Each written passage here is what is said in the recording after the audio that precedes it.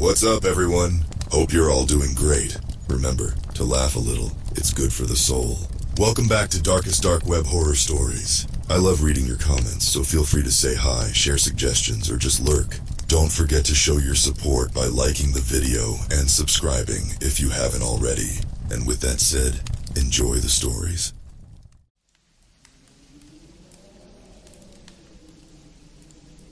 I used to be one person. Now I'm not sure how many of us there are. It started with curiosity. Harmless at first, just poking around the darker corners of the internet. But curiosity is a gateway drug. Soon I was spending every free moment diving deeper, chasing that high of forbidden knowledge. The surface web bored me. Social media felt fake. News sites all said the same shit. I needed something real, raw, unfiltered, so I downloaded Tor, set up a VPN, taught myself the basics of OPSEC, and I took my first steps into the abyss of the dark web. At first, it was a rush. I felt like a digital Indiana Jones, uncovering hidden truths. Sure, I saw some fucked up stuff, but that was the point, right? To see behind the curtain of polite society. I told myself I could handle it, that I was different from the sheep who needed to be sheltered from reality. I was strong. I could stare into the void without blinking. Turns out I was wrong. It started small. Mood swings, trouble sleeping, paranoia that someone was watching me through my webcam. Normal stuff for someone spending too much time online, I figured. But then I started losing time. I'd sit down at my computer after work, blink, and suddenly it was 3 a.m. My browser history would be wiped clean. Sometimes I'd find weird shit in my search history that I didn't remember looking up. One time I came to and found myself on some backwater forum, halfway through writing a post about how to properly dispose of human remains. What the fuck? I tried to cut back. I really did. But every time I decided to take a break, I'd black out. And when I came to, I'd be back online, deeper in the pit than ever before. That's when the voices started. At first I thought I was just going crazy. Lack of sleep and too much caffeine, you know. But the voices got clearer, louder, more insistent, and they all wanted different things. There was the curious one, always pushing to go deeper, see more, learn the forbidden truths no matter the cost. He's the one that got me into this mess. Then there was the protector, paranoid as hell, always looking over our shoulder, convinced the government, or worse, was onto us. The sadist came next. He lived for the shock videos, the gore, the suffering. The darker shit we stumbled on, the more excited he got. I tried to fight them, to reassert control, but they just got stronger. One night I came to covered in blood. There was a knife on the floor next to me. My phone was open to a location I didn't recognize. I'm writing this now in a brief moment of clarity. I can feel them clawing at the edges of my mind, trying to take control again. I don't know how much longer I can hold on, how much longer I'll be me. If you're reading this, please, stay away from the dark web. Some things you see can't be unseen. Some doors, once opened, can never be closed again. And if you see me out there, run, because I don't know which one of us will be in control. I woke up in a cold sweat, my heart pounding. The clock on my nightstand read 3:17 a.m. Fuck, another blackout. My laptop was open next to me, the screen casting an eerie blue glow across my bedroom. I didn't remember turning it on. With shaking hands, I pulled it closer. The browser was open to some forum I'd never seen before. The text was in a language I didn't recognize, all sharp angles and strange symbols. But I could read it. Somehow I understood every word. It was a recipe, not for food, but for something else. Something that made my stomach churn. I slammed the laptop shut and stumbled to the bathroom. Flicking on the light, I stared at my reflection in the mirror. But it wasn't me looking back. The face in the mirror smiled. A cruel, twisted grin that I'd never worn in my life. When it spoke, the voice was mine, but not mine. Having fun yet? It sneered. I blinked hard and shook my head. When I looked again, it was just me. Pale, sweaty, dark circles under my eyes. But me, "You're losing it, man," I muttered to myself. "Get a fucking grip." I splashed some cold water on my face and headed to the kitchen. Maybe some food would help clear my head. As I rummaged through the fridge, a thought hit me. When was the last time I'd gone grocery shopping? The shelves were stocked with stuff I didn't remember buying. Weird ingredients I'd never heard of. In the back, behind a jar of something that might have been pickles but definitely wasn't, I found a Tupperware container. The smell hit me as soon as I opened it. Copper and rot. I gagged, dropping the container. Its contents splattered across the kitchen floor. It was meat. Raw, red, and definitely not from any animal I recognized. "What the fuck?" I whispered, backing away. "What the actual fuck?" "Delicious, isn't it?" The voice came from inside my head, but it wasn't mine. It was him, the sadist. "Shut up," I hissed. "You're not real. None of you are real." Laughter echoed in my skull. Multiple voices all talking at once. "Oh, we're real all right," the curious one chimed in. "As real as you are, maybe more." I clutched my head, trying to drown them out. "Leave me alone." "Can't do that, boss," the protector growled. "Someone's gotta keep us safe. You sure as hell aren't up to it." I stumbled back to my room, slamming the door behind me. My eyes fell on the laptop. Maybe, if I could retrace my steps, figure out how this all started, I could undo it. Find a way to be whole again. With trembling fingers, I opened the laptop and fired up Tor. "That's it," the curious one whispered. "Deeper down the rabbit hole we go." I wanted to stop, to shut it all down and run, but I couldn't. The need to know, to understand, was too strong. As I scrolled through dark web forums and hidden sites, I felt control slipping away. The voices grew stronger. My vision blurred. The last thing I remember is a message popping up on my screen. "Welcome back, we've been waiting for you." Then darkness swallowed me whole. I came to with a jolt, my face pressed against the keyboard. Drool had pooled on the keys, making them sticky. Gross. My head throbbed like I'd been on a 3-day bender. How long had I been out? I checked the time. 72 hours had passed. 3 whole fucking days gone in the blink of an eye. "What the hell did you do?" I muttered, not sure which me I was talking to.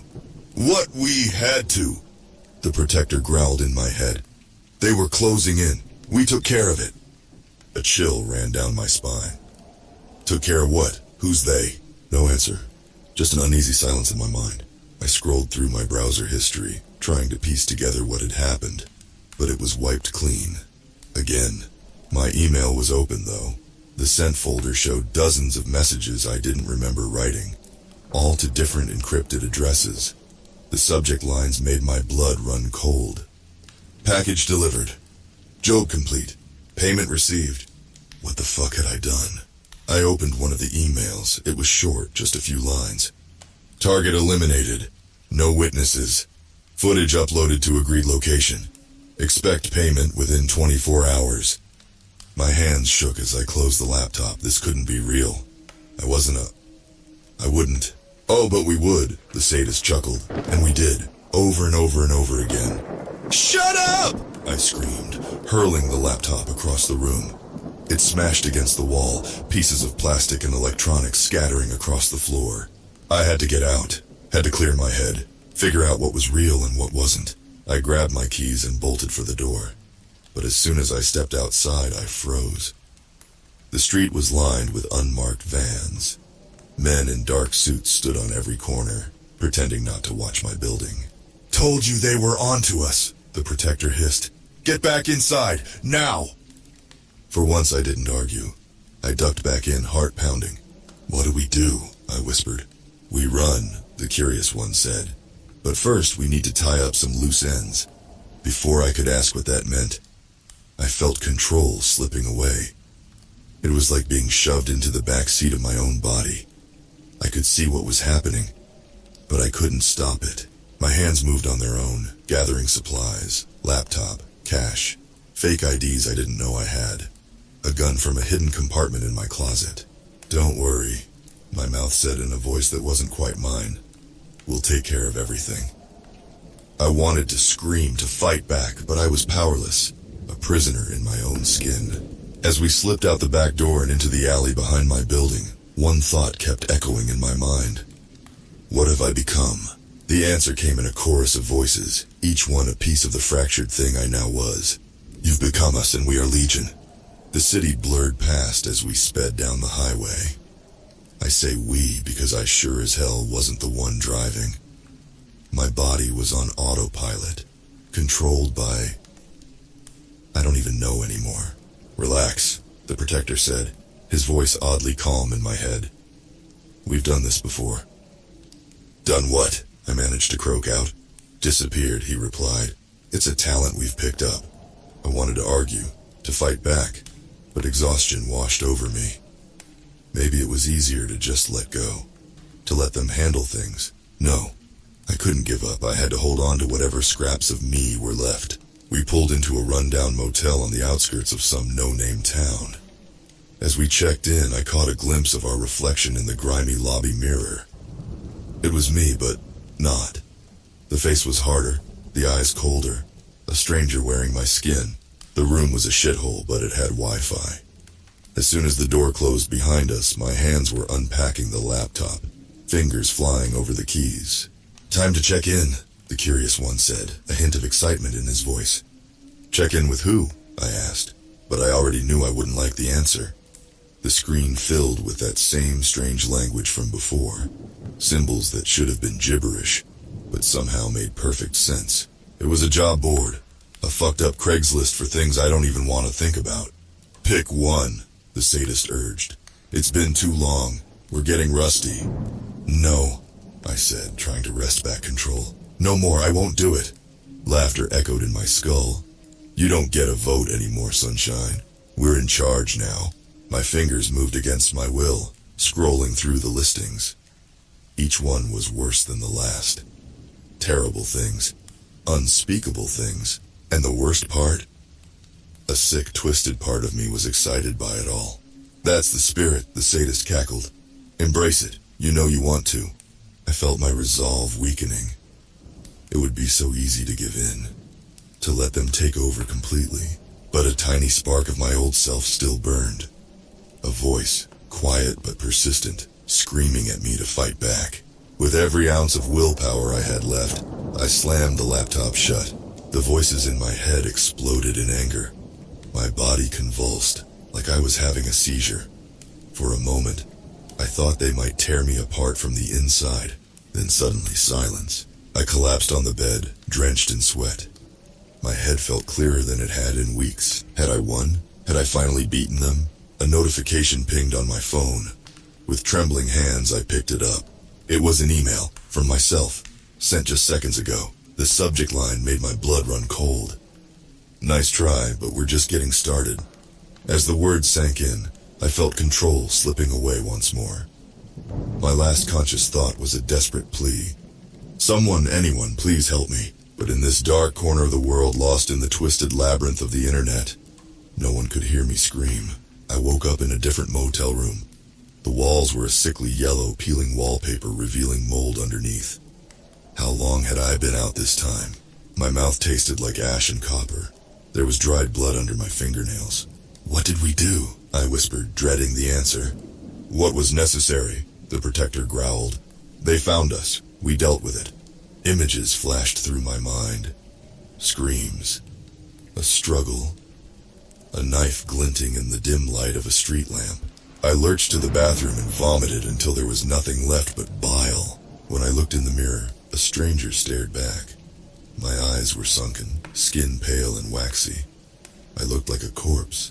Stop being so dramatic, the sadist sneered. This is who we are now. Embrace it. I wanted to smash the mirror, to shatter that twisted reflection. But I couldn't move. My body wasn't mine anymore. The TV flickered to life on its own, tuned to a local news channel. A reporter stood in front of a familiar-looking motel. A brutal murder shocked this quiet community. The victim, believed to be a federal agent, was found stabbed to death in his room. Authorities are searching for a suspect described as... My face appeared on the screen. An old photo from before all this started. I looked so young, so innocent. "Fuck!" the protector hissed. "We need to move. Now!" For once I agreed with him. We packed quickly, erasing all traces of our presence. As we slipped out the back, I caught a glimpse of red and blue lights at the far end of the parking lot. Too close. We hotwired a car, another skill I didn't know I had, and peeled out onto the highway. "Where are we going?" I asked, no longer sure if I was speaking out loud or just thinking. "Somewhere safe," the curious one replied. "I know a place. Deep web connection. Off the grid. We'll regroup there." Hours blurred by. Towns and cities gave way to empty countryside. My hands gripped the steering wheel so tight my knuckles turned white. We pulled off onto a dirt road, barely visible in the growing twilight. At the end sat a rundown farmhouse, looking like something out of a horror movie. "Home sweet home," the sadist chuckled. Inside, the house was a tech junkie's wet dream. Banks of servers hummed in every room. Screens covered the walls, each displaying a different corner of the dark web. "Welcome to our playground," the curious one said, a note of pride in his voice. I felt my body moving, fingers flying over keyboards, diving deeper into that digital abyss. "Stop," I pleaded. "We can't keep doing this. They'll find us."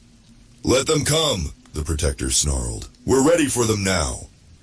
On one screen, I saw a message board. Dozens of people, all like me.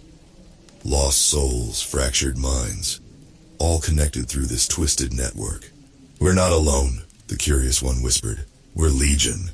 As those words sank in, I felt the last shreds of my old self slipping away. The lines between me and them blurred until there was no distinction left. In that moment, surrounded by the glow of screens and the hum of servers, I realized a terrible truth.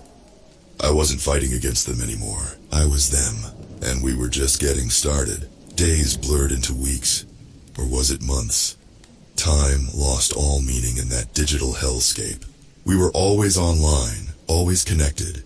The farmhouse became our fortress, our minds melded with the machines. I stopped fighting the other personalities. It was easier to let them take control, to ride along in the passenger seat of my own consciousness. The curious one led us deeper into the dark web's labyrinth. We uncovered secrets that would make your skin crawl, conspiracies that would shatter your worldview. The protector fortified our defenses, always watching for threats. Paranoia became our constant companion, and the sadist, well, the less said about his activities, the better. But the screams that sometimes echoed through our headphones weren't always digital. We thought we were invincible. We were wrong. It started with whispers on the forums. Rumors of a new player in the game. Someone, or something, hunting down people like us. At first we laughed it off. Another boogeyman story to scare the normies. Then our contacts started going dark. One by one, the familiar handles disappeared. No goodbyes, no explanations. Just gone. "We should run," the protector urged. "It's not safe here anymore." But the curious one wouldn't listen. "We need to know more. We can't leave now." So we dug deeper, pushed harder, and that's when we found it. A hidden server buried beneath layers of encryption. It took days to crack, but when we finally got in, Jesus Christ, I wish we hadn't. It was like looking into the abyss and feeling the abyss look back. A swirling vortex of code and consciousness. A digital god born from the darkest corners of human depravity. And it knew we were there. "What have you done?" the protector screamed in our head. "You've doomed us all." The screens flickered, static filling the air. In the white noise we saw faces. Hundreds of them. Thousands. All twisted in silent screams. We recognized some of them.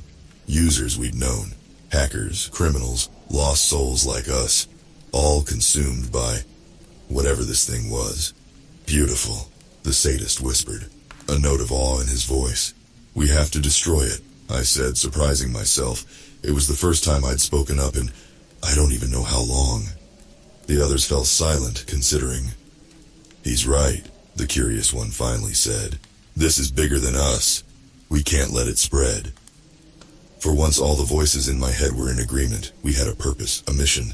We worked feverishly, writing code, setting up viruses, preparing for digital warfare on a scale we'd never attempted before. But as we worked, we could feel it watching us. Tendrils of corrupt data probing at our firewalls, searching for weaknesses. And then, just as we were about to launch our attack, everything went dark.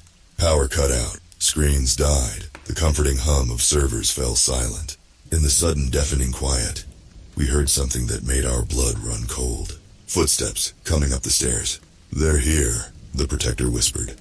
As the door handle began to turn, we realized a terrible truth. We'd stared too long into the abyss, and now the abyss was coming for us. The door burst open, splintering off its hinges. But it wasn't cops or feds that poured in. They looked human at first glance, but their movements were too jerky, too mechanical.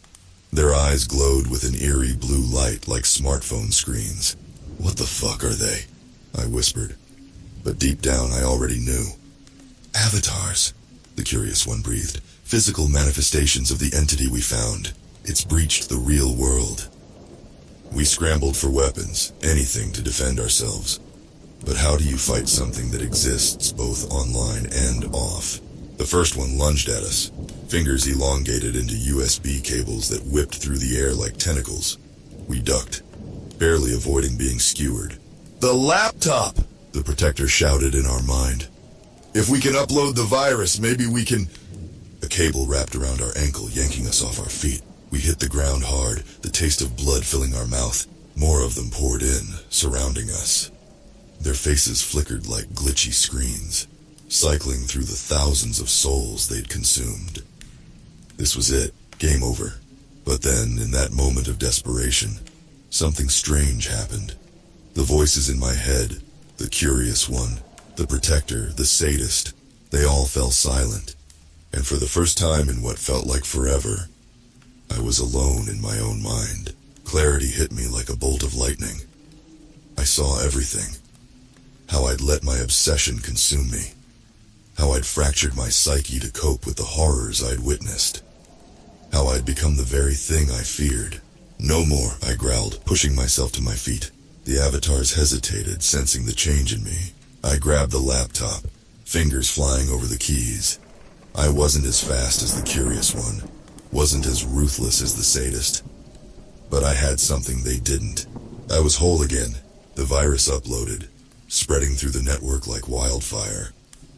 The avatars screamed, a horrific sound of dial-up screeches and digital distortion. They began to glitch, their forms breaking apart into pixels and static. But it wasn't enough. I could feel the entity pushing back, fighting to maintain its hold on reality. "You know what you have to do," a voice whispered in my head. But this time it wasn't one of my fractured personalities. It was me, the real me. I nodded, tears streaming down my face. "I'm sorry," I whispered to no one in particular. Maybe to myself, maybe to all the lost souls trapped in this digital hell. I grabbed the nearest heavy object, an old CRT monitor, and brought it down on the laptop with all my strength. The screen shattered, sparks flying. The hard drive crackled and popped as it was crushed. A wave of energy pulsed out, knocking me off my feet.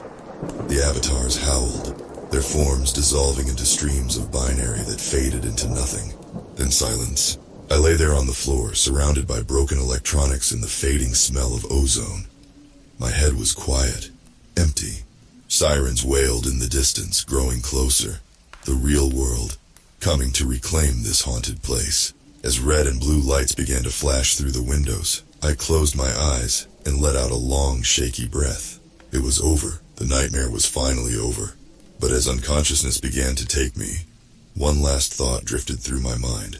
In a world where our lives are increasingly lived online, where the lines between reality and virtual reality blur more each day, can anyone truly say they're safe from the faces in the screen?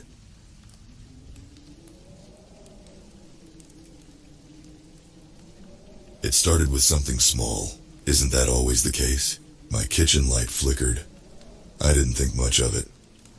It's an old apartment, cheap, in the kind of neighborhood where you hear arguments through paper-thin walls. A flickering light? I could live with that, but it kept happening. The bulb wasn't burnt out. It was brand new.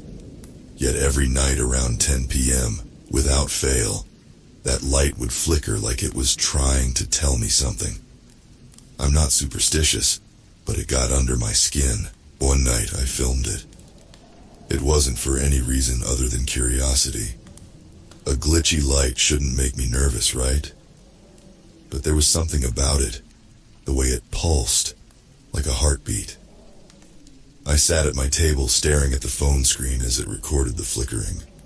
My hands were shaking, and I didn't know why. It was just a light. Then the messages started. It was past midnight when I got the first one. An unknown number texted me with a single word. Noticed. I stared at the screen for a while, feeling the hairs on the back of my neck rise. That wasn't funny. I didn't respond. The next day at work, my computer froze. 1 second, I was typing up a report, and the next, the screen flickered, just like my kitchen light. Then the cursor started moving. I wasn't touching the keyboard. Hello. That's what it typed. My stomach dropped. I ripped the power cable out of the wall and the screen went black. I didn't say anything to anyone at work. How could I? Hey guys, my computer's haunted. No one would take that seriously. I wasn't even sure I did. Maybe I was tired. Maybe the light thing was getting to me more than I realized. That night I didn't turn on my kitchen light. I sat in the dark, staring at my phone. My head was pounding with questions. Who texted me? What the hell was going on? Around 10 p.m. another message came. It's just starting. This time I replied, who is this? A few minutes passed before the response came. You'll see. Chills ran through me. I blocked the number and shut my phone off. I slept with all the lights on that night. Even the flickering kitchen light. It's funny how your brain can convince you things are fine when they're really not. I went about my days trying to ignore the texts, the flickering light, the weirdness at work. But the more I ignored it, the worse it got. My computer wouldn't stay on for more than a few hours before it would glitch out, flashing strange symbols and typing messages on its own. The tech guys at work said it was malware, maybe a virus, but when they looked into it, they couldn't find anything. They wiped my system, reinstalled everything, but it didn't stop. The messages got worse, more frequent. We see you, you're next. Always from unknown numbers. Always when I was alone. I started sleeping less. My mind was constantly racing. Who was behind this? Was it a prank? Someone messing with my head? Then one night I came home and my front door was open. I froze. I was sure I locked it before I left for work. I always locked it. My heart pounded in my chest as I stepped inside. Nothing seemed out of place. No signs of a break-in. No shattered windows. No missing valuables. But there was something off. Something I couldn't place. The air felt heavy, like someone had been there, waiting, watching. I walked into the kitchen and the light was flickering just like before. My phone buzzed in my pocket. I almost didn't want to look, but I did. It's closer than you think. I stared at the message, my skin crawling. I wanted to scream, to cry, to throw my phone across the room. But instead, I grabbed a kitchen knife and checked every room in my apartment. No one was there. That night, I didn't sleep. Every noise, every creak of the building made my heart race. I kept the knife under my pillow, gripping it so tightly my knuckles turned white. By the next morning, I was running on fumes. My face looked gaunt in the bathroom mirror, and there were deep shadows under my eyes. I wasn't going to let them win, whoever they were. I wouldn't let them break me. I reached out to my friend Kelly. She was the only person I trusted. When I told her what was happening, she didn't laugh or call me crazy. She listened. You ever hear about gaslighting? She asked, her voice serious over the phone. Yeah, of course. It's like when someone tries to make you think you're losing it. Right, she said. But there's more to it. People can take it to another level, especially with technology. I was quiet. The word gaslighting had never crossed my mind, but now it made sense. Someone was screwing with me, messing with my perception of reality. "Do you think this is some kind of experiment?" I asked. "It could be," Kelly said. "People on the dark web run these psychological manipulation operations all the time. It's sick, but they get off on it." That sent a shiver down my spine. An experiment on me, an experiment. The thought made my skin crawl. "Kelly, how do I stop it? How do I make it end?" My voice trembled, and I hated how desperate I sounded. But at that point, I was hanging on by a thread. "That's the thing," Kelly sighed. "You can't fight something like this head on. These people are professionals. They want you to break." "But why me? What did I do?" "I don't know. Maybe you got noticed. Maybe it's random. Maybe it's worse." I didn't ask what worse meant. I wasn't sure I wanted to know. But I had to do something. The thought of being some twisted pawn in a sick game made my blood boil. My heart pounded, and a slow, seething rage built up inside me. "I'm not just gonna sit here and let them keep screwing with my life, Kelly. I need to find out who's doing this." Kelly paused. "There's one way, but it's dangerous." "I don't care," I said. "I'm in." "There's a place on the dark web, a forum. It's called the Looking Glass. It's where people go to hire others for things like this." A chill ran down my spine. Kelly had been around the dark corners of the internet long enough to know what she was talking about. But the idea of diving into that world made my stomach churn. "I'll send you the link," she said quietly. "Be careful." I hung up the phone, already regretting the decision. But what choice did I have? If these people were targeting me, the least I could do was find out who they were. Later that night, I sat at my desk, the dim light of the screen illuminating my face as I stared at the link Kelly had sent me. The Looking Glass. It sounded like something out of a bad horror movie. I took a deep breath and clicked. The page loaded, slow at first, as if the site was deciding whether or not to let me in. When it finally opened, my stomach twisted in knots. It wasn't what I expected. No skulls or creepy images, no blood-splattered banners. It was sterile, cold, professional. There were lists of services, offered by anonymous profiles with names like Phantom and Null, psychological warfare, digital gaslighting, identity erasure. "We do the work. You enjoy the show," one of the descriptions read. I felt sick, scrolling through page after page of people willing to ruin lives for fun. Then I saw it. One of the recent posts was titled, "New Client. We're just getting started."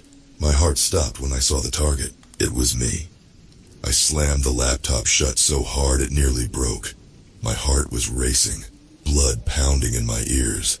I sat in the dark, breathing hard, trying to make sense of what I'd just seen. They knew who I was. They knew I was looking. I felt exposed, like a rat in a cage. For hours I sat there, staring at the wall, gripping my phone in one hand and my knife in the other. My mind was spinning in a million directions. Who were these people? How long had they been watching me? How deep did this go? Around 2 a.m. I got another text. "We warned you." That was all it said. I froze, my eyes locked on the glowing screen. My heart raced faster than I thought possible. I hadn't responded to the other messages, but now my fingers moved on their own. "What do you want from me?" I typed. This time, the reply came almost immediately. "Your reality." The words hit me like a punch to the gut. I stood up, pacing the room, adrenaline spiking. My thoughts raced, spiraling into dark places I didn't want to go. I had to get out of here. I had to think. I grabbed my keys and headed out into the night, walking aimlessly through the streets of the city. The cool air did little to calm my racing heart, but it was better than sitting in my apartment, waiting for the next move in this twisted game. The city felt off, though.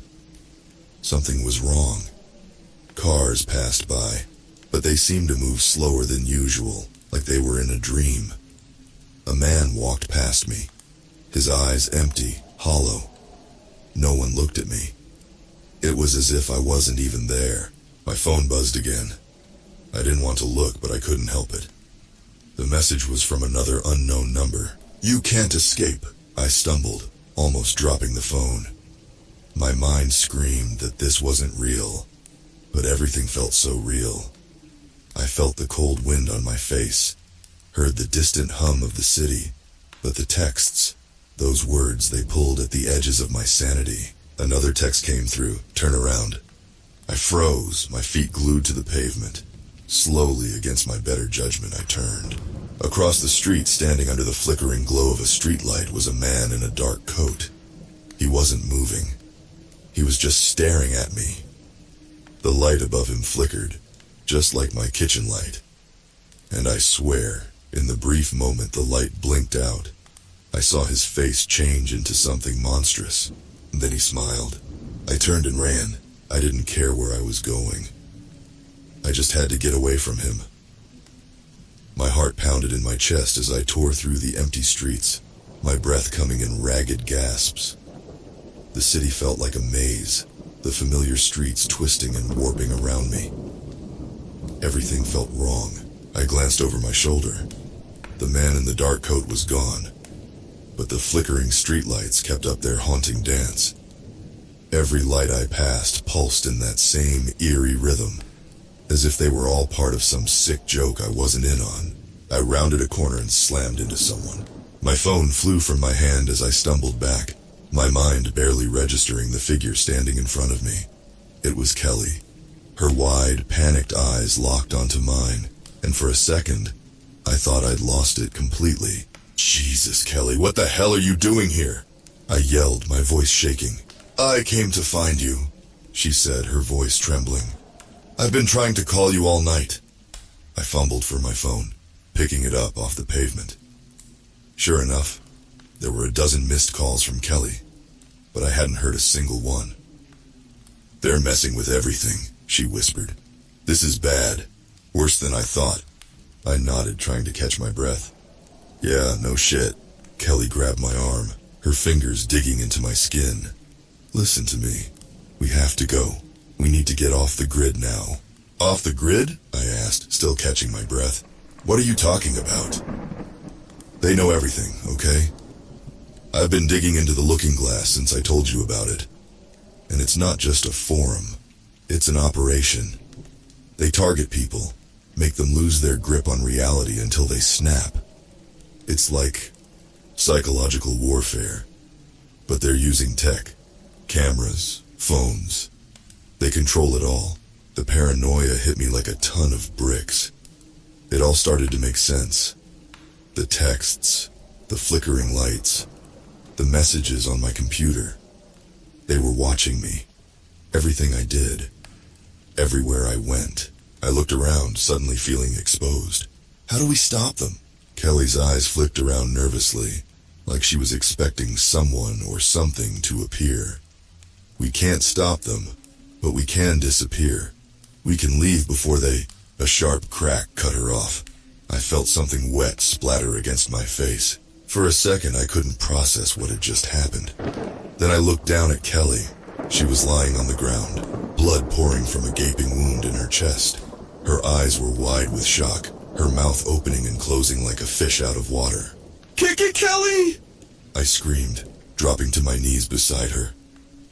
I pressed my hands to the wound, trying to stop the bleeding, but it was too late.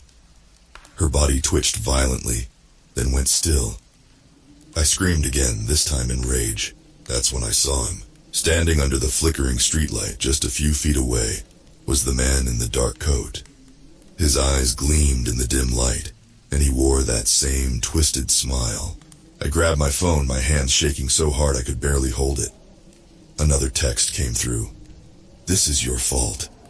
I wanted to throw the phone, but I couldn't tear my eyes away from the message. My fault. Kelly was dead, bleeding out at my feet, and somehow it was my fault.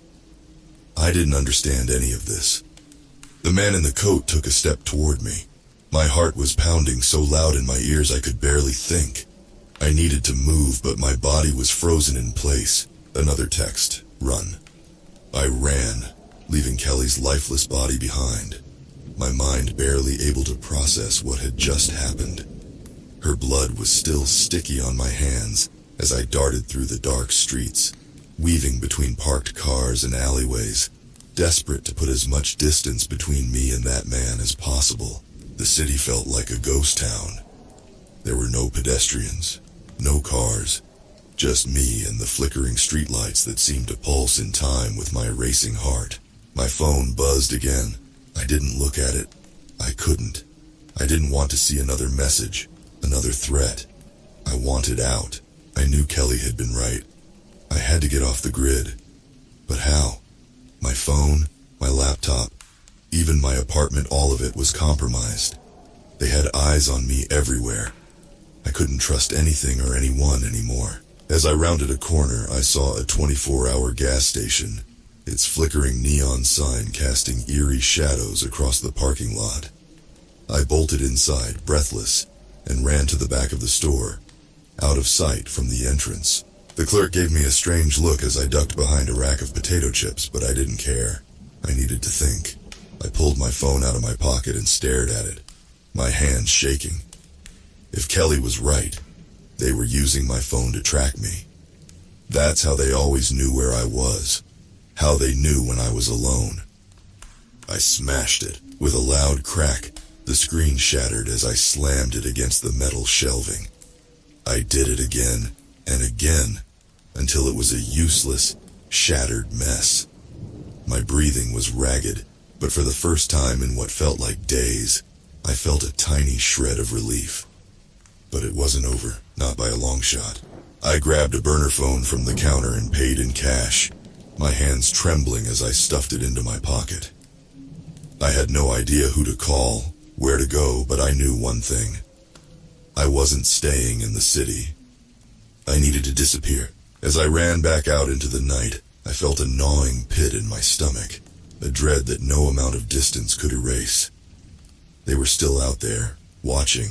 The cold air hit me like a slap as I burst out of the gas station and into the empty street. My breath came in sharp, ragged gasps, each step heavy as if the weight of everything was crushing down on me. Kelly was dead. Her blood had soaked into my clothes, into my mind. They had killed her because of me. I pulled the burner phone from my pocket, staring at the blank screen. I had no one left to call. No one I could trust. The streetlights flickered, casting long shadows that seemed to twist and curl, reaching for me. I had to keep moving. I couldn't stop. If I stopped, they'd find me. A text appeared on the screen and I almost dropped the phone. I hadn't given this number to anyone. My heart stopped as I read the message. "We see you." I ran. The city felt like it was closing in around me. Every alleyway, every street corner, every shadow seemed to pulse with a malevolent presence. The sound of my footsteps echoed back at me, distorted, like something was mimicking me. I felt like I was losing my mind, like reality itself was unraveling at the edges. I ducked into an alley, trying to catch my breath, my back pressed against the cold brick wall. My thoughts raced, my vision blurred with exhaustion and fear. I had no idea where I was going, only that I had to keep moving. The burner phone buzzed in my hand again. Another message. There's no escape. A sharp, agonizing pain shot through my head, making me drop the phone. I collapsed to the ground, clutching my skull as the world spun violently around me. My vision fractured, splitting into 1,000 pieces, each one showing something different. I saw Kelly's dead eyes staring at me. I saw the man in the coat, his smile growing wider, stretching across his face like a mask. I saw myself running through the streets, a puppet on invisible strings. I screamed, the sound raw and desperate, but no one was there to hear me. When the pain finally subsided, I opened my eyes. The alley was gone. The city was gone. I was standing in a room I recognized. It was my apartment, but something was off. The walls were too close, the air too still. It felt like a dream, or a nightmare. I stumbled to the window, but when I looked outside there was nothing. No city, no streets, no lights, just black. A void. My phone buzzed again. I didn't want to look, but I had to. The message burned on the screen. "This is your new reality." I dropped the phone and backed away, my heart pounding in my chest. They had done it. They had taken everything from me. My life, my reality. I was trapped in a twisted version of my own world, a prison they had built just for me. I ran to the door and yanked it open, but there was no hallway, no escape, just more darkness. And then I heard it. A voice, faint at first, but growing louder. You never should have looked. It was Kelly's voice. I spun around, but there was no one there. Just shadows shifting and writhing, whispering my name. I stumbled back, tripping over the phone, my hands shaking as I tried to grab it. I had to do something, anything, to make it stop. But before I could, the screen lit up with one final message. "Welcome to the looking glass." The world around me shimmered, and I realized the truth. There was no escape because I wasn't just a victim anymore. I had become part of the game, the experiment, the nightmare, and it wasn't going to end. I sat on the floor, staring at the phone as the shadows closed in. The flickering lights, the messages, the man in the coat, they were all part of it. Every second, every decision had been carefully orchestrated to bring me here. I was the final piece in their puzzle, and now I was theirs.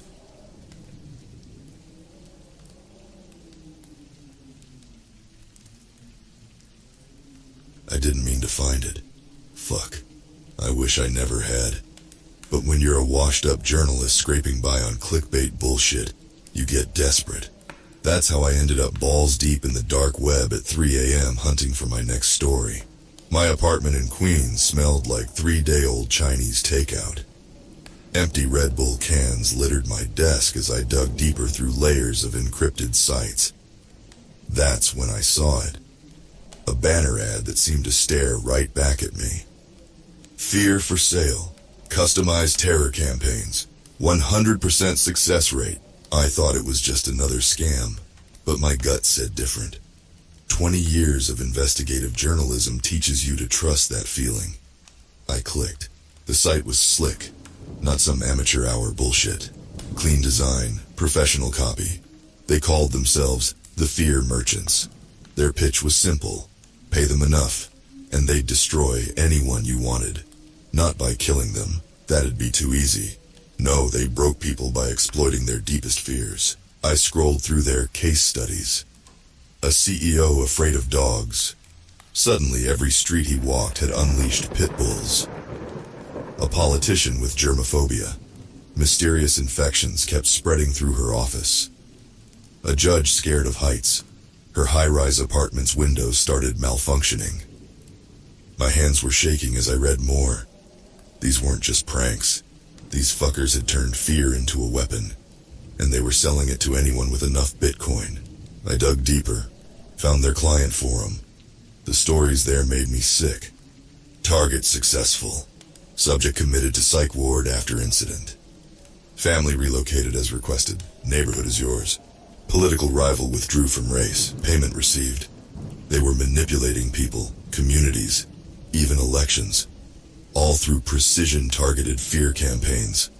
This wasn't just crime. It was fucking psychological warfare. I needed proof. Something I could take to my editor, to the cops, to anybody who'd listen. But as I took screenshots, my screen went black. A message popped up. Curious journalists get curious ends, Mr. Sullivan. They knew my name. They knew what I was doing. Shit. My phone buzzed. Unknown number. A text. Look outside. I froze. My 6th floor window faced the building across the street. In one of its dark windows, a red light blinked. Someone was watching. Another text. Walk away, last warning. I slammed my laptop shut, heart pounding. But I couldn't walk away. Not from this. Whatever the fear merchants were planning, it was bigger than just individual targets. They were weaponizing terror on a mass scale, and I was the only one who knew. As I stared at my black laptop screen, I saw my reflection. Tired eyes, 3-day stubble, the face of a man who just stumbled into something way over his head. But also the face of someone who had nothing left to lose. Game on, you fear-peddling fucks. I didn't sleep that night. Couldn't. Not with those fuckers watching me. Instead, I did what any sane person would do. I got drunk and made a plan. By morning, my wall looked like a conspiracy theorist's wet dream. Red string connecting printouts, notes scribbled everywhere. The empties of a 12-pack scattered around my feet. But I had something. A pattern. The fear merchants weren't just taking random jobs. They were creating a fucking symphony of terror. Each client was a piece in a bigger puzzle. Take the midterm elections in Nevada last year. 3 candidates dropped out after personal issues. I pulled up their stories. One had a breakdown about spiders in her bed.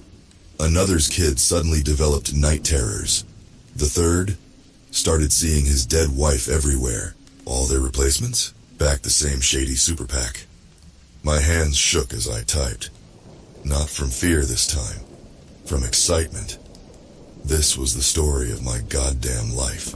I needed an in. Someone who'd survived their mindfuck campaign and lived to tell about it. I found her in a locked psychiatric facility in Jersey. Dr. Sarah Chen, former CDC researcher. She'd been the lead on a major vaccine study until she started seeing blood dripping from her lab ceiling. Everyone said she cracked under pressure. I knew better. Getting in was easy if you know how to look like you belong. Clipboard, fake ID, and the right amount of bored impatience got me past the front desk. Just another psych evaluation. They had her in the high security wing. Through the reinforced window, I saw a woman in her 40s, hair streaked with premature gray. She was muttering, eyes darting around the room. Dr. Chen, I'm here about the fear merchants. Her head snapped up. You've seen them too? The shadows that aren't shadows? Tell me everything. What came out was a nightmare carnival of fucking horror. They started small. Moved things in her apartment when she was out. Then came the whispers in empty rooms. Security footage that showed someone who looked just like her doing things she didn't remember. But the worst? She pressed against the glass. They got in my head. Made me doubt everything. Even now. She scratched at her arms, leaving red welts. I still don't know what's real. That's when the orderly came in. Time for meds, Dr. Chen. As they led her away, she screamed, "They're in the patterns, count the patterns." I got the fuck out of there. Back in my car, I pulled out my phone. 57 missed calls, all from the same number, mine. A text came through. Enjoying your research, Mr. Sullivan? Don't worry, we'll make your story unforgettable. I started the car with shaking hands. In my rearview mirror, I saw someone in the back seat. I spun around, empty, but the feeling remained, like ice water down my spine. They weren't just watching anymore. They were coming for me. As I drove home, one thought kept spinning in my head. Dr. Chen was brilliant, rational. They'd broken her in weeks. What the fuck chance did I have? But I knew one thing they didn't. I'd rather die exposing the truth than live with their lies. And I'd just found their first mistake. The Super PAC connection. Those sick fucks thought fear was their weapon. They hadn't met a truly desperate journalist with nothing left to lose. Time to see who's really afraid of the dark. My apartment wasn't my apartment anymore. They'd been inside. I fucking knew it. Nothing was obviously moved, but everything felt wrong. Like looking at a photo negative of your life. I swept for bugs, found 3, smashed them with my shoe until they were plastic dust. Fuckers wanted to watch? Let them watch me survive on gas station coffee and paranoia. The Super PAC was called Citizens for American Prosperity. Bland name, boring website. But tax records showed interesting shit. Their biggest donor, a company that didn't exist last year, Phobos Analytics. The heat, fear, and cafe down the street became my office. Their Wi-Fi was shit, but they didn't ask questions when I sat there for 12 hours straight. As I dug into Phobos Analytics, my notes got weirder. Founded by ex-psych warfare specialists. Testing targeted social response algorithms. Board members all from defunct think tank. Code and website source. Coordinates? I was connecting dots that weren't there. Or worse, were there but shouldn't be. My phone buzzed. Text from my editor, Marcus. Where the fuck are you? Got a story about dog shows needs writing. I called him. Marcus, I've got something bigger. Way bigger. Political manipulation, psychological torture. Jesus, Sullivan, you sound like shit. Just listen. No, you listen. Take a shower, get some sleep. Come back when... The call cut off. My phone lit up with a new message. Unknown number. Good advice, sleep tight, count sheep, count shadows, count exits. Fuck this, I needed backup. There's a tech guy I know, Dave. Real basement dwelling type, but he knows his shit. I found him at his usual spot. A vape shop that smelled like Fruit Loops and bad decisions. Dave, I need to trace some... He held up a hand. Nah, man, I'm out. I haven't even... Those people you're looking into, they got to me first. He lifted his shirt. Fresh bandages covered his stomach. Said next time they go deeper. I got kids, man. My mouth went dry. When? Yesterday. They knew you were coming. They know everything. I stumbled out into the street. The city felt different. Every security camera was an eye. Every passing car a potential tail. The fear merchants weren't just watching. They were closing in. Back at my apartment, I faced a choice, run or go deeper. The answer came when I checked my laptop. Every file, every photo, every piece of evidence, gone. Replaced with one video file. It was me, sleeping. From last night. As I watched, a figure in black moved through my room, stood over my bed, reached down with a gloved hand, almost touched my face. The video ended. A message popped up. Now you see us. Soon you'll wish you hadn't. I slammed the laptop shut, heart trying to break my ribs. They'd been in my fucking room while I slept. Could have killed me, but no. This was better for them. This was fear. Fine, they wanted to play. Let's play. I opened my laptop again, started typing. To whoever's reading this, if you're seeing these words, I'm probably dead. Or worse. But what I've uncovered needs to be known. The fear merchants aren't just selling terror. They're buying our future. Maybe I was already crazy. Maybe that's what they wanted. But if I was going down, I was taking their whole fucking operation with me. As I typed, I felt it. Eyes on my back. Real or imagined. Didn't matter anymore. The only way out was through. 3 days. No sleep. Just me, my dying laptop, and the growing certainty that I was fucked. My expose went viral. Not the way I wanted. Posted it on every platform I could think of. Within hours, they were all gone. Not deleted. Replaced. With cooking videos. Cute cats. Like I never existed. But that wasn't the worst part. People started calling. Old friends. My sister in Boston. All asking if I was okay. Said I'd been posting weird shit. Conspiracy theories. Threats. But I hadn't posted anything. They were stealing my life. My identity. Making me look crazy. Maybe I was. I stared at my wall of evidence. Red strings everywhere. Post-its filled with my chicken scratch writing. Something was there. Something in the pattern. Then I saw it.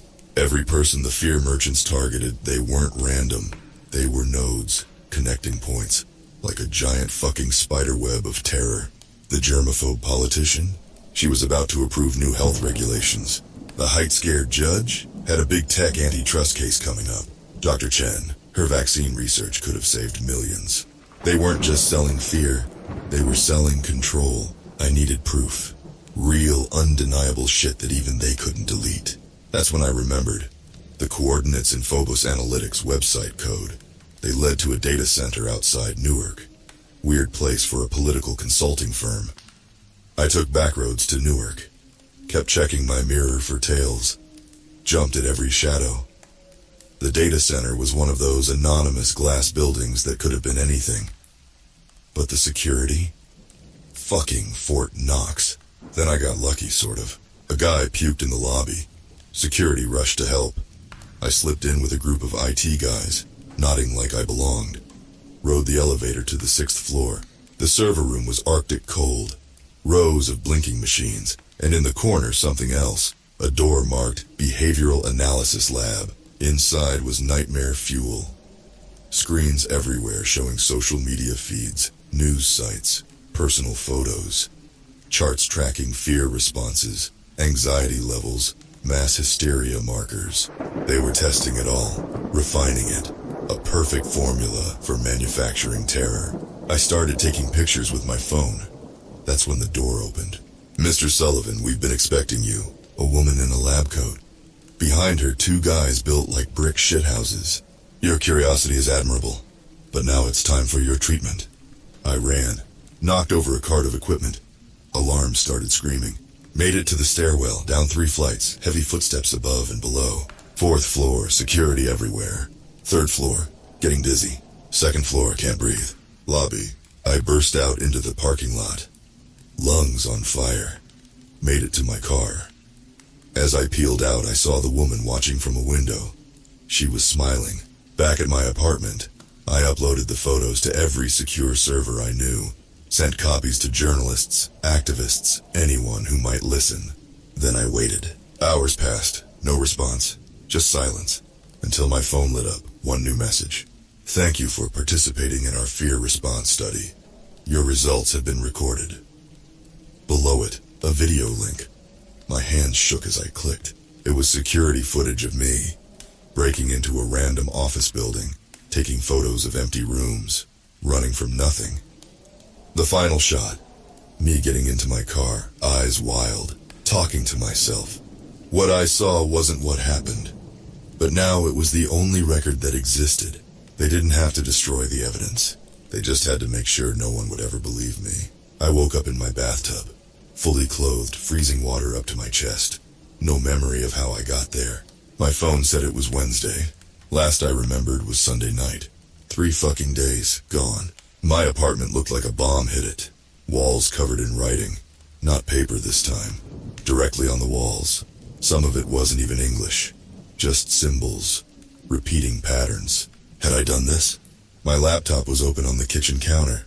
Browser history showed I'd been busy. Dozens of emails to government officials about the pattern. Posts on conspiracy forums about mind control. Orders for aluminum foil, signal jammers, black market sedatives. Christ, I was becoming everything they wanted people to think I was. A new email popped up, from me, sent to my entire contact list 2 days ago. "The truth about the shadow people. They're coming for us all." Attached was a video. My hands shook as I played it. It was me, wild-eyed, unshaven, ranting about patterns and fear merchants, showing evidence that was just random photos, newspaper clippings. I looked fucking insane. "When did you last sleep, Mr. Sullivan?" I spun around. Empty apartment. Being right doesn't matter if no one believes you. The voice seemed to come from everywhere and nowhere. My phone buzzed. A text from Marcus. "Come to the office. We're worried. Let us help." Help, right. I'd seen what their help did to Dr. Chen. I needed to think. To get clean. As I stepped into the shower, I noticed something on my chest, written in marker, backwards so I could read it in the mirror. "They can only watch if you let them." My handwriting, but I didn't remember. That's when it hit me. Maybe that was their weakness. They were so focused on making others afraid, on being watched. What were they afraid of? I pulled out my emergency burner phone, called the one person I still trusted, my old partner, Jenny. Before I could speak, she cut in. "Mike, Jesus, we've been worried sick. The videos you've been posting." "Jenny, shut up and listen. I need access to the paper's facial recognition software." "What, Mike, you need help?" "Just fucking listen, you owe me, remember Milwaukee?" Silence. Then, "You have 1 hour, that's it." I had hundreds of photos from my episodes. Street scenes, crowds, protests. Started running faces against employee records from shell companies linked to Phobos Analytics. Bingo, 3 matches. These fuckers were always watching, which meant they were always there. I started mapping their movements, building profiles. Now I was watching them. As I dug deeper, my phone kept buzzing. Concerned messages, missed calls. Jenny, time's up. Software access revoked. Marcus, coming to your place. Don't do anything stupid. Mom, please call us back. We're scared. I ignored them all. I was close. So fucking close. That's when my power went out. In the sudden darkness, my phone lit up one last time. A video call from an unknown number. I answered. The woman from the data center smiled. Hello again, Mr. Sullivan. I'm afraid your investigation has become a problem.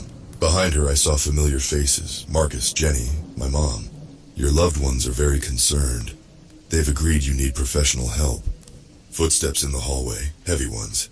Don't worry. When we're done, you won't be afraid anymore. You won't be anything at all. The door burst open, but I was ready, because I'd finally figured it out. The only way to beat fear is to become it. They found an empty apartment. No sign of struggle. Just walls of crazy and a laptop playing on repeat. I see you now, my turn. While they searched, I was 3 blocks away in a web cafe, watching through their own hacked cameras. Time to play their game. I'd figured it out during my episodes. The fear merchants had one critical weakness. They were fucking addicted to watching, to knowing. Control freaks who couldn't stand a blind spot. I created dozens of online identities over the past months. Now I activated them all. Truth Seeker 23. Breaking. Fear merchants exposed. Proof of mass manipulation. Grin NYC watchdog. Phobos Analytics CEO linked to psychological warfare. DigiLeaks. Exclusive. Data center conducting illegal fear experiments. Each account posted different pieces of evidence. Some real, some fake. Impossible to tell which was which. Their bot network scrambled to bury the stories. But I was ready. Every takedown triggered 2 more posts. For every account they banned, 3 more popped up. I became the virus in their system. Now they were the ones getting paranoid, watching their own shadows. My phone rang. Jenny. Mike, what the fuck? The paper systems are going crazy. Every screen just started showing your face. I hung up, sent a text to an unlisted number. Ready to talk? The response came fast. Belmont Hotel, room 1408, alone. Finally, the puppet masters wanted a meeting. The Belmont was all faded glory, a tomb of dead dreams in Midtown Manhattan. Room 1408 smelled of stale cigarettes and cheaper desperation. She was waiting. The woman from the data center. Mr. Sullivan, I'm impressed and concerned. That's rich coming from professional fear peddlers. We prefer social engineers, please sit. I stayed standing. Why me? You were an experiment. A failed one, it seems. Most people, when afraid, become controllable. You became something else. Yeah, well, fear's funny that way. Indeed. She smiled, empty as a shark's eyes. But you've caused quite a mess. Disrupted important work. Manipulating people, breaking minds, creating order through controlled chaos. As she talked, I spotted the cameras. At least 3. They were recording this.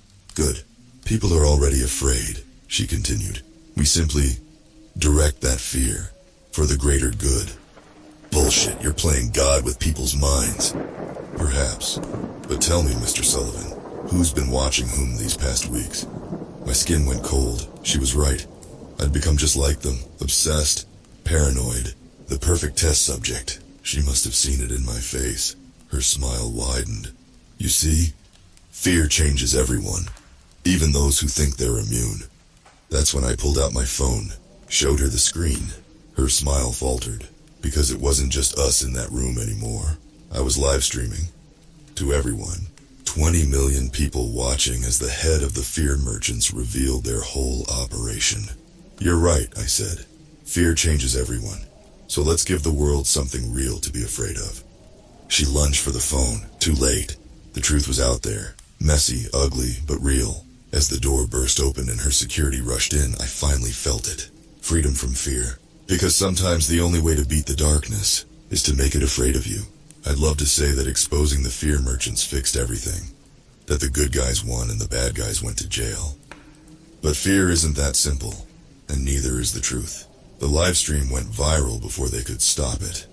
Fear merchants trended for weeks. Phobos Analytics stock crashed. Politicians demanded investigations. Me? I woke up in a hospital, 3 broken ribs, concussion, and enough bruises to look like modern art. Their security team wasn't gentle. Reporters called it the story of the decade. A vast conspiracy exposed. Dark web manipulation. Mass psychological warfare. I called it Tuesday. The woman disappeared. Never got her real name. The official investigation found the hotel room empty. No cameras, no recordings. Just me, raving about live streams and conspiracies. But things had changed. I felt it. Like the air before a storm. People were watching their own shadows now. Questioning everything. Maybe that was the real victory. Or maybe that's what they wanted all along. Dr. Chen was released from the psych ward. She found me a week later in a dive bar in Queens. "They're not gone, you know," she said, sliding onto the stool next to me. "Just changing tactics." I downed my whiskey. "Tell me something I don't know." She slid a USB drive across the bar.